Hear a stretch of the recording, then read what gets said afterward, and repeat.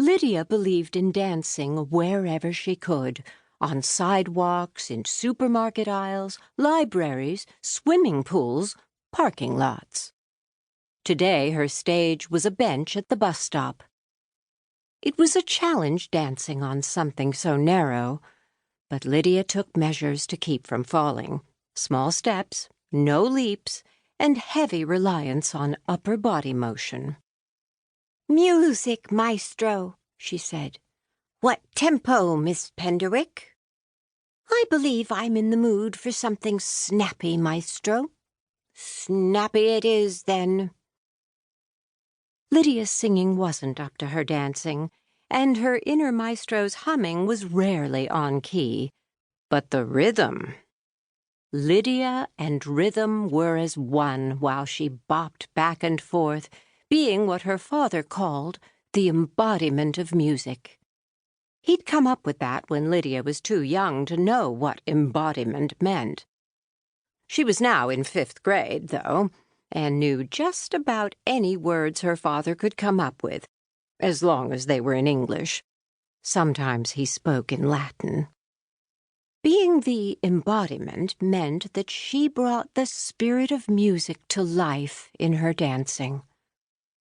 One last spin, and Lydia bowed, waiting for applause that wouldn't come. There were no other people at the bus stop, and the Penderwick dogs weren't paying attention. The older of the two, Sonata, was asleep under the bench. Sonata was often asleep. Lydia's mother called her Zen dog. The other dog, Feldspar, was Sonata's son, with the same goofy bug eyes, but he was no Zen dog. He considered life an opportunity for excitement, especially these two parts of life, Lydia's older sister Batty, and whatever he'd most recently found to carry around. Today it was a plastic clothes hanger.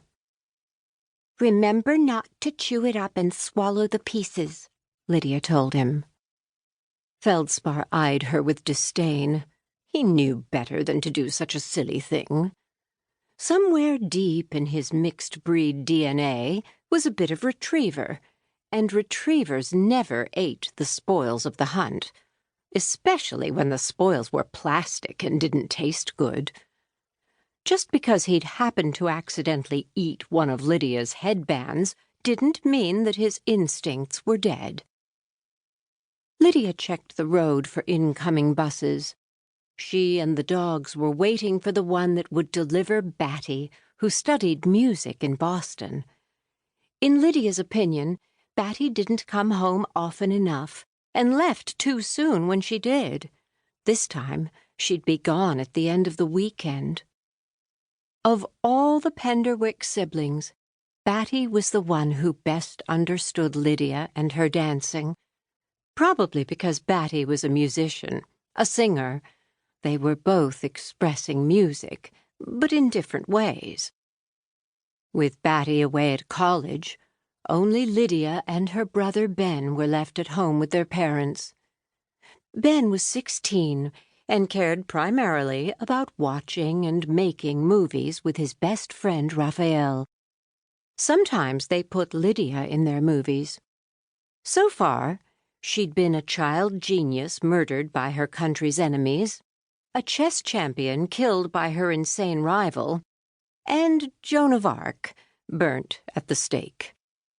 In the current project, she was a sentient apple that would be eaten at the end of the film.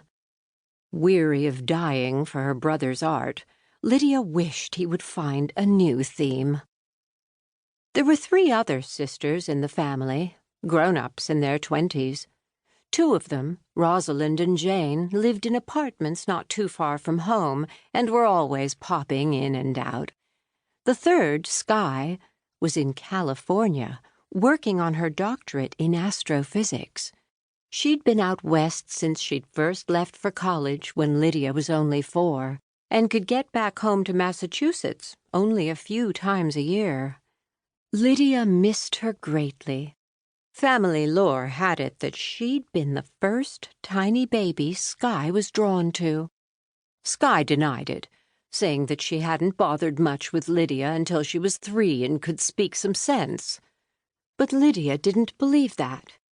She was certain she could remember being swaddled, safe and warm, gazing up into Sky's blue eyes.